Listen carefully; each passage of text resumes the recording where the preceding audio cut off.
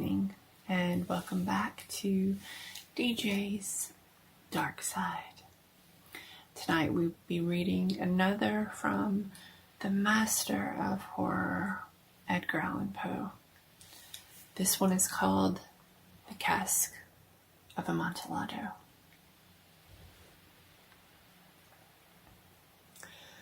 The 1,000 injuries of Fortunato I had borne as I best could, but when he ventured upon an insult, I vowed revenge.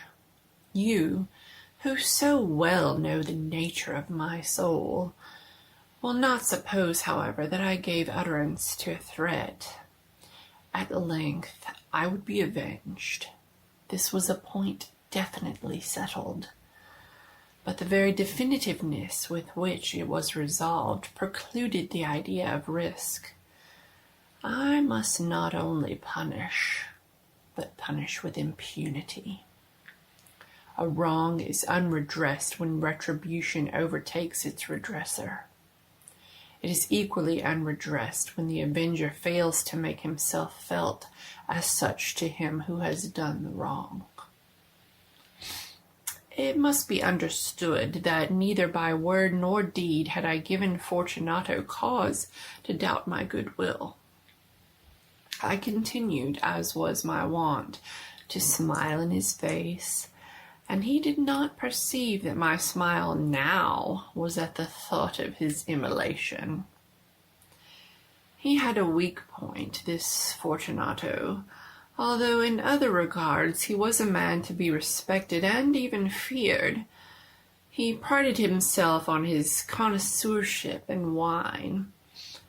Few Italians have the true virtuoso spirit.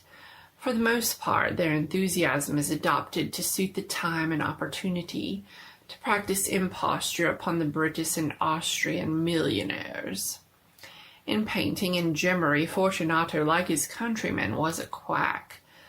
But in the matter of old wines, he was sincere. In this respect, I did not differ from him materially. I was skillful in the Italian vintages myself, and bought largely whenever I could. It was about dusk one evening during the supreme madness of the carnival season that I encountered my friend. He accosted me with excessive warmth, for he had been drinking much. The man wore motley. He had on a tight-fitting party-striped dress, and his head was surmounted by the conical cap and bells. I was so pleased to see him that I thought I should never have done wringing his hand. I said to him, "My dear Fortunato, you are luckily met. How remarkably well you are looking today. But I have received a pipe of what passes for Amontillado, and I have my doubts." "How?" said he. "Amontillado? A pipe? Impossible! And in the middle of the carnival?" "I have my doubts," I replied, "and I was silly enough to pay the full Amontillado price without consulting you in the matter. You were not to be found, and I was fearful of losing a bargain." "Amontillado?" "I have my doubts." "Amontillado!" "And I must satisfy them." "Amontillado!" "As you are engaged, I am on my way to see Lucchesi. If anyone has a critical turn, it is he. He will tell me, 'Lucchesi cannot tell Amontillado from sherry.' And yet some fools will have it that his taste is a match for your own. Come, let us go." "Whither?" "To your vaults." "My friend, no, I will not impose upon your good nature. I perceive you have an engagement. Lucchesi—" "I have no engagement. Come." "My friend, no. It is not the engagement, but the severe cold with which I perceive you are afflicted. The vaults are insufferably damp. They are encrusted with nitre." "Let us go nevertheless. This cold is merely nothing. Amontillado, you have been imposed upon. And as for Lucchesi, he cannot distinguish sherry from Amontillado." Thus speaking, Fortunato possessed himself of my arm, Putting on a mask of black silk and drawing a roquelaire closely about my person, I suffered him to hurry me to my palazzo. There were no attendants at home. They had absconded to make merry in honor of the time. I had told them that I should not return until the morning, and had given them explicit orders not to stir from the house. The orders were sufficient, I well knew, to ensure their immediate disappearance, one and all, as soon as my back was turned. I took from their sconces 2 flambeaux, and giving one to Fortunato, bowed him through several suites of rooms to the archway that led into the vaults. I passed down a long and winding staircase, requesting him to be cautious as he followed. We came at length to the foot of the descent, and stood together on the damp ground of the catacombs of the Montresors. The gait of my friend was unsteady, and the bells upon his cap jingled as he strode. "The pipe," said he. "It is farther on," said I, "but observe the white web-work which gleams from these cavern walls." He turned toward me and looked into my eyes with 2 filmy orbs that distilled the rheum of intoxication. "Nitre?" he asked at length. "Nitre," I replied. "How long have you had that cough?"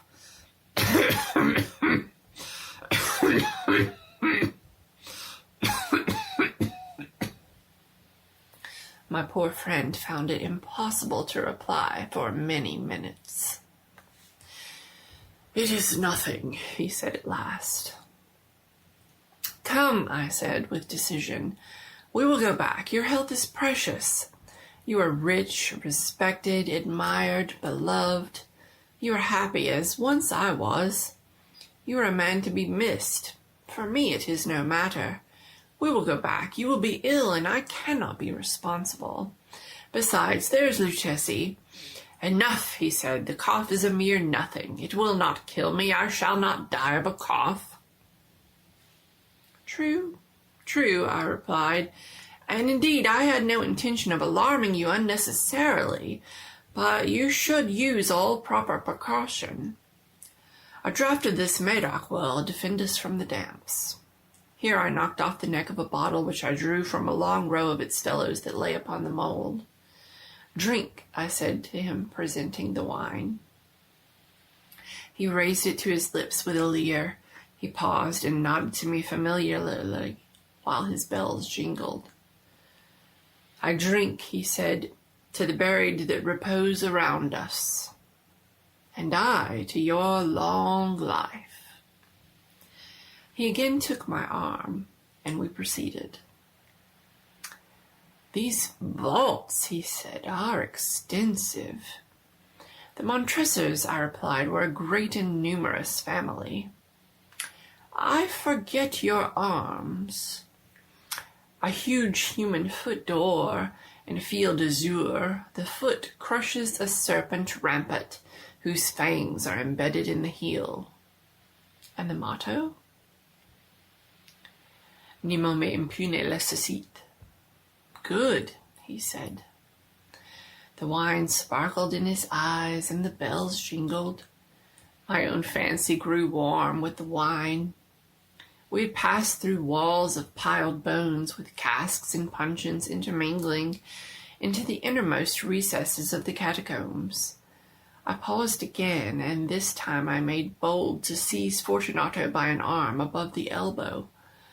"The nitre," I said. "See, it increases. It hangs like moss upon the vaults. We are below the river's bed. The drops of moisture trickle among the bones. Come, we will go back ere it is too late. You cough." It's nothing," he said. "Let us go on. But first, another draught of the wine." I broke and reached him a flagon of de Grave. He emptied it at a breath. His eyes flashed with a fierce light. He laughed and threw the bottle upwards with a gesticulation I did not understand. I looked at him in surprise. He repeated the movement, a grotesque one. You do not comprehend, he said. Not I replied. Then you are not of the Brotherhood. How? You are not of the Masons. Yes, I said. Yes. You? Impossible. A Mason? A Mason, I replied. A sign, he said, a sign. It is this, I answered, producing a trowel from beneath the folds of my robe. You jest, he exclaimed, recoiling a few paces. But let us proceed to the Amontillado. Be it so, I said, replacing the tool beneath the cloak, and again offering him my arm. He leaned upon it heavily. We continued our route in search of the Amontillado. We passed through a range of low arches, descended, passed on, and descending again, arrived at a deep crypt in which the foulness of the air caused our flambeaux to glow rather than flame. At the most remote end of the crypt there appeared another less spacious. Its walls had been lined with human remains, piled to the vault overhead in the fashion of the great catacombs of Paris. 3 sides of this interior crypt were still ornamented in this manner. From the 4th side the bones had been thrown down and lay promiscuously upon the earth, forming at one point a mound of some size. Within the wall thus exposed by the displacing of the bones, we perceived a still interior recess, in depth about 4 feet, and in width 3, and in height 6 or 7. It seemed to have been constructed for no especial use within itself, but formed merely the interval between 2 of the colossal supports of the roof of the catacombs, and was backed by one of their circumscribing walls of solid granite. It was in vain that Fortunato, uplifting his dull torch, endeavored to pry into the depth of the recess. Its termination the feeble light did not enable us to see. Proceed, I said. Herein is the Amontillado. As for Luchesi, he is an ignoramus, interrupted my friend, as he stepped unsteadily forward, while I followed immediately at his heels. In an instant he had reached the extremity of the niche, and finding his progress arrested by the rock, stood stupidly bewildered. A moment more, and I had fettered him to the granite. In its surface were 2 iron staples, distant from each other about 2 feet, horizontally. From one of these depended a short chain, and from the other a padlock. Throwing the links about his waist, it was but the work of a few seconds to secure it. He was much too astonished to resist. Withdrawing the key, I stepped back from the recess. Pass your hand, I said, over the wall. You cannot help feeling the nitre. Indeed, it is very damp. Once more let me implore you to return. No? Then I must positively leave you, but I must first render you all the little attentions in my power. The Amontillado, ejaculated my friend, not yet recovered from his astonishment. True, I replied. The Amontillado. As I said these words, I busied myself among the pile of bones of which I have spoken. Throwing them aside, I soon uncovered a quantity of building stone and mortar. With these materials, and with the aid of my trowel, I began vigorously to wall up the entrance of the niche. I had scarcely laid the first tier of masonry when I discovered that the intoxication of Fortunato had in great measure worn off. The earliest indication I had of this was a low, moaning cry from the depth of the recess. It was not the cry of a drunken man. There was then a long and obstinate silence. I laid the second tier, and the third and the fourth, and then I heard the furious vibrations of the chain. The noise lasted for several minutes, during which, that I might hearken to it with the more satisfaction, I ceased my labors and sat back upon the bones. When at last the clanking subsided, I resumed the trowel and finished without interruption the 5th, the 6th, and the 7th tier. The wall was now nearly upon a level with my breast. I again paused, and holding the flambeau over the mason work, threw a few feeble rays upon the figure within. A succession of loud and shrill screams, bursting suddenly from the throat of the chained form, seemed to thrust me violently back. For a brief moment I hesitated. I trembled. Unsheathing my rapier, I began to grope about it with the recess, but the thought of an instant reassured me. I placed my hand upon the solid fabric of the catacombs and felt satisfied. I reapproached the wall. I replied to the yells of him who clamored. I re-echoed, I aided, I surpassed them in volume and in strength. I did this, and the clamorer grew still. It was now midnight, and my task was drawing to a close. I had completed the 8th, the 9th, and the 10th tier. I had finished a portion of the last and the 11th, and there remained but a single stone to be fitted and plastered in. I struggled with its weight. I placed it partially in its destined position, but now there came out from the niche a low laugh that erected the hairs upon my head. It was succeeded by a sad voice, which I had difficulty in recognizing as that of the noble Fortunato. The voice said, "A very good joke indeed. An excellent jest. We shall have many a rich laugh about it at the palace. Over our wine."